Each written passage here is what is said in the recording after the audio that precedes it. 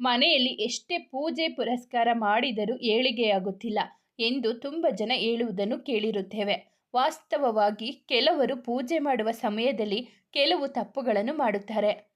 ಇದರಿಂದಾಗಿ ಅವರಿಗೆ ಪೂಜೆಯ ಫಲ ಸಿಗುವುದಿಲ್ಲ. ಹೀಗಿರುವಾಗ ನೀವು ತಪ್ಪು ವಿಧಾನಗಳಿಂದ ಪೂಜೆಯನ್ನು ಮಾಡಿದರೆ ಕೆಲವೊಮ್ಮೆ ಅದರ ಕೆಟ್ಟ ಪ್ರಭಾವವು ಕೂಡ ನಿಮ್ಮ ಮೇಲಾಗುವ ಸಂಭವ ಇರುತ್ತದೆ. ಹಾಗಾದರೆ ಪೂಜೆ ಮಾಡುವ ಸರಿಯಾದ ವಿಧಿ ಯಾವುದು ಎಂದು ತಿಳಿಯೋಣ ಬನ್ನಿ ಸ್ನೇಹಿತರೆ. ಅದಕ್ಕೂ ಮುಂಚೆ ಈ ವಿಡಿಯೋಗೊಂದು ಲೈಕ್ ಮಾಡಿ. ಲೈಕ್ ಮಾಡುವುದನ್ನು ಮರೆತು ಬಿಡುತ್ತೀರಾ. ನಿಮ್ಮ ಮನೆಯ ಏಳಿಗೆಯನ್ನು ಬಯಸುವುದಾದರೆ, ನೆಮ್ಮದಿಯ ಜೀವನವನ್ನು ಬಯಸುವುದಾದರೆ, ಶ್ರೀ ಲಕ್ಷ್ಮೀ ನಾರಾಯಣರ ಕೃಪಾ ಕಟಾಕ್ಷವನ್ನು ಬಯಸುವುದಾದರೆ ಕಾಮೆಂಟ್ ಬಾಕ್ಸ್ನಲ್ಲಿ ಓಂ ಶ್ರೀ ಲಕ್ಷ್ಮೀ ನಾರಾಯಣ ಎಂದು ಬರೆಯಿರಿ. ಬನ್ನಿ ಸ್ನೇಹಿತರೆ, ಮಾಹಿತಿಯನ್ನು ತಿಳಿದುಕೊಳ್ಳೋಣ.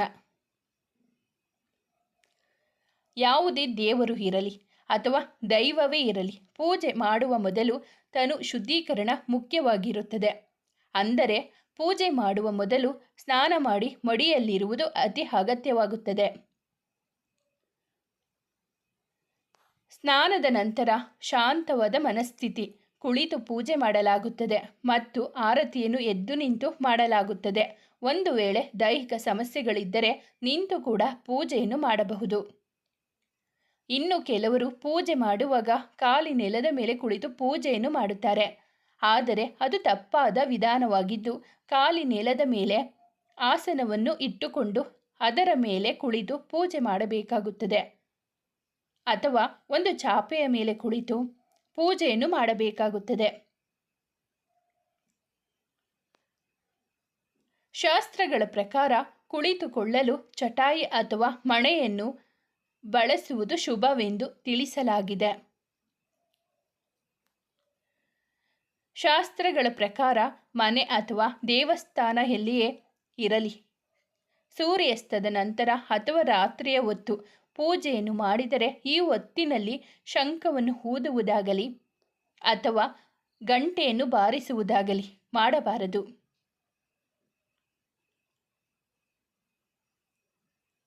ಕತ್ತಲಾದ ನಂತರ ಅಥವಾ ರಾತ್ರಿ ಹೊತ್ತಿನಲ್ಲಿ ದೇವಿ ದೇವತೆಯರು ಶಯನಕ್ಕೆ ಹೋಗುವುದರಿಂದ ರಾತ್ರಿಯ ಹೊತ್ತಿನಲ್ಲಿ ಶಂಖ ಊದುವುದು ಅಥವಾ ಗಂಟೆಯನ್ನು ಬಾರಿಸುವುದು ಸರಿಯಲ್ಲ ಎಂದು ನಂಬಲಾಗಿದೆ. ಹಾಗಾಗಿ ಈ ವಿಷಯವನ್ನು ಸದಾ ನೆನಪಿನಲ್ಲಿಡಿ. ಸೂರ್ಯಾಸ್ತದ ನಂತರ ಅಥವಾ ರಾತ್ರಿಯ ಹೊತ್ತಿನಲ್ಲಿ ಶಂಖವನ್ನು ಊದುವುದು ಅಥವಾ ಗಂಟೆಯನ್ನು ಬಾರಿಸುವುದು ಶಾಸ್ತ್ರದ ಪ್ರಕಾರ ತಪ್ಪಾಗುತ್ತದೆ. ದೇವರನ್ನು ಎಂದಿಗೂ ಕೂಡ ನೆಲದ ಮಟ್ಟದಲ್ಲಿ ಕೂರಿಸಬಾರದು. ನೆಲದ ಮಟ್ಟಕ್ಕಿಂತ ಎತ್ತರದಲ್ಲೇ ಕೂರಿಸಬೇಕು. ಭಗವಂತನು ಅಸಮಾನ ಮತ್ತು ಅಪ್ರತಿಮನಾಗಿರುವುದರಿಂದ ಸದಾ ನಮಗಿಂತ ಎತ್ತರದ ಸ್ಥಾನದಲ್ಲೇ ಇರಬೇಕಾಗುತ್ತದೆ. ಭಗವಂತನ ಪೂಜೆಯನ್ನು ಮಾಡಲು ಮೂರ್ತಿಯನ್ನು ಎತ್ತರದ ಚೌಕಿ ಅಥವಾ ಮಣೆಯ ಮೇಲೆ ಸ್ಥಾಪಿಸಬೇಕಾಗುತ್ತದೆ. ಅಲ್ಲದೆ ದೇವರ ಕೋಣೆಯಲ್ಲಿ ಎಂದಿಗೂ ಕೂಡ ದೇವರ ಮೂರ್ತಿಗಳನ್ನು ಗೋಡೆಗೆ ಒರಗಿಸಿ ಇಡಬಾರದು.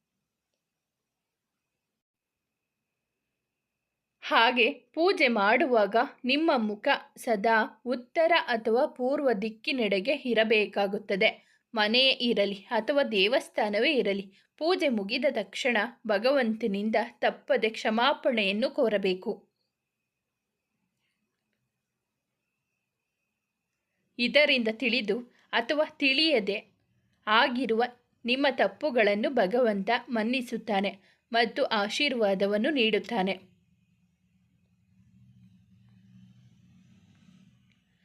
ಕೆಲವರು ಪೂಜೆ ಮಾಡುವಾಗ ಕೇವಲ ಧೂಪವನ್ನು ಹಚ್ಚುತ್ತಾರೆ. ಶಾಸ್ತ್ರಗಳ ಪ್ರಕಾರ ಇದು ತಪ್ಪು ವಿಧಾನವಾಗಿದ್ದು, ಪೂಜೆ ಮಾಡುವ ಮೊದಲು ದೀಪವನ್ನು ಹಚ್ಚುವುದು ಅನಿವಾರ್ಯವಾಗಿರುತ್ತದೆ. ಹಾಗಾಗಿ ಪೂಜೆ ಮಾಡುವ ಮೊದಲು ದೀಪವನ್ನು ಹಚ್ಚದಿದ್ದರೆ ನಿಮ್ಮ ಪ್ರಾರ್ಥನೆ ಭಗವಂತನಲ್ಲಿಗೆ ಎಂದಿಗೂ ಮುಟ್ಟುವುದಿಲ್ಲ. ಇನ್ನು ಈಗಿನ ಕಾಲದಲ್ಲಿ ಪೂಜೆ ಮಾಡುವ ವೇಳೆಗೆ ಅಗರಬತ್ತಿಯನ್ನು ಹಚ್ಚಲಾಗುತ್ತದೆ. ಆದರೆ ಪೂಜೆ ಮಾಡುವ ವೇಳೆಗೆ ಅಗರಬತ್ತಿಯನ್ನು ಹಚ್ಚುವುದು ಅಶುಭವಾಗುತ್ತದೆ. ಯಾಕೆಂದರೆ ಅದರ ಬತ್ತಿಯನ್ನು ಮಾಡಲು ಬಿದಿರಿನ ಕಡ್ಡಿಗಳನ್ನು ಬಳಸಲಾಗುತ್ತದೆ. ಶಾಸ್ತ್ರಗಳ ಪ್ರಕಾರ ಪೂಜೆಗೆ ಬಿದಿರಿನ ಕಡ್ಡಿಯ ಬಳಕೆ ಮಾಡಲಾಗುವುದಿಲ್ಲ. ಹಾಗಾಗಿ ಪೂಜೆ ಮಾಡುವ ವೇಳೆಗೆ ಊದಿನ ಕಡ್ಡಿಯ ಬದಲಾಗಿ ದೀಪದ ಬಳಕೆಯನ್ನು ಮಾಡಬೇಕು.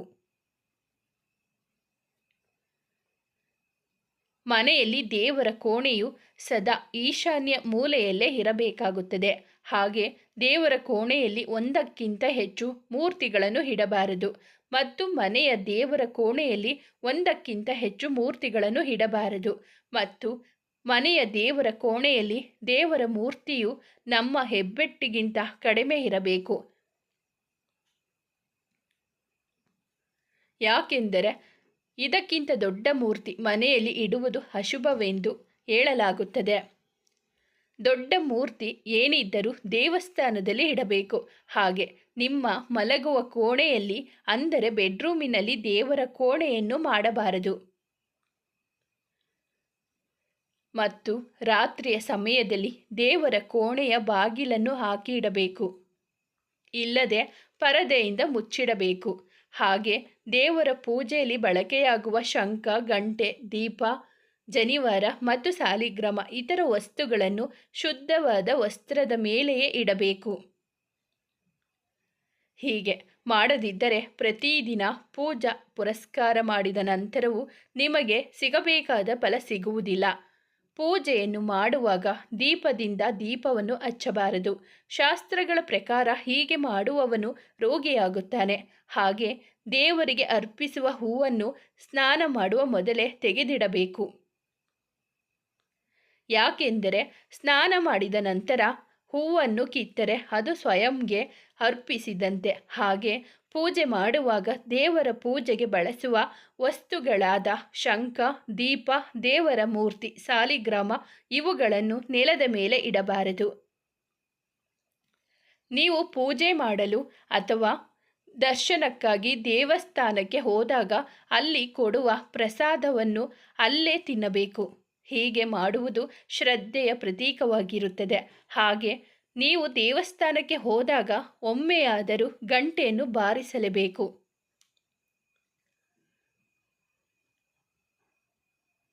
ಮಾನ್ಯತೆಯ ಪ್ರಕಾರ ಗಂಟೆಯನ್ನು ಬಾರಿಸುವುದರಿಂದ ಅಥವಾ ಮನೆಯಲ್ಲಿ ಪೂಜೆಯನ್ನು ಮಾಡುವಾಗ ಶಂಖವನ್ನು ಊದುವುದರಿಂದ ನಿಮ್ಮ ಪ್ರಾರ್ಥನೆ ನೇರವಾಗಿ ದೇವರಲ್ಲಿ ಮುಟ್ಟುತ್ತದೆ ಮತ್ತು ಶಂಖನಾದದಿಂದ ಮನೆಯಲ್ಲಿ ಸಕಾರಾತ್ಮಕ ಶಕ್ತಿ ಹೆಚ್ಚುತ್ತದೆ. ದಾನ ದಕ್ಷಿಣೆಗಳನ್ನು ಸದಾ ಬಲಗೈಯಿಂದ ಮಾಡಬೇಕು. ಹಾಗೆ ಏಕಾದಶಿ, ಅಮಾವಾಸ್ಯೆ, ಕೃಷ್ಣ ಚತುರ್ದಶಿ, ಹುಣ್ಣಿಮೆ, ವ್ರತ, ವಾರ ಅಥವಾ ಶ್ರಾದ್ದದ ದಿನ ಕೂದಲನ್ನು ಕತ್ತರಿಸಬಾರದು. ಜನಿವಾರವನ್ನು ಹಾಕುವವರು ಯಾವುದೇ ಪೂಜೆ ಪುರಸ್ಕಾರ ಮಾಡುವಾಗಲೂ ವ್ರತ, ಪೂಜೆ, ಅನುಷ್ಠಾನಗಳ ಫಲ ನಿಮಗೆ ಸಂಪೂರ್ಣವಾಗಿ ಸಿಗುವುದಿಲ್ಲ. ಅದು ನಿಷ್ಫಲವಾಗುತ್ತದೆ.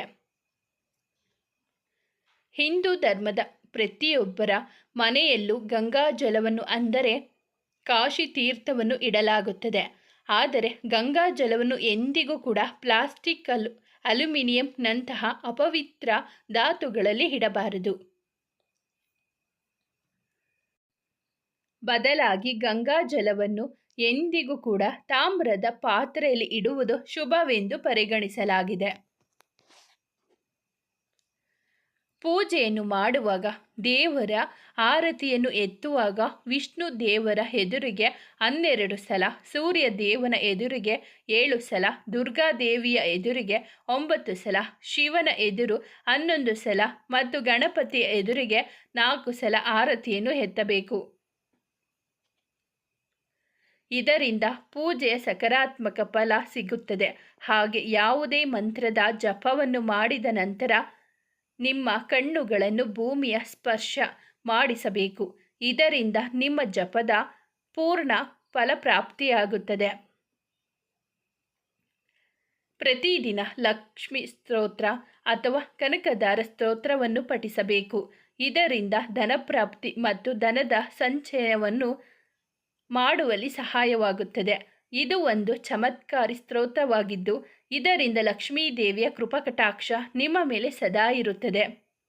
ವಾಸ್ತುಶಾಸ್ತ್ರದ ಪ್ರಕಾರ ಊಟದ ಹೊತ್ತಿನ ಅಂದರೆ ಭೋಜನದ ಸಮಯದಲ್ಲಿ ಓದುವುದು ಅಥವಾ ತಮ್ಮ ಕೆಲಸದ ಬಗ್ಗೆ ಮಾತನಾಡುವುದು ಅಶುಭವೆಂದು ತಿಳಿಸಲಾಗಿದೆ.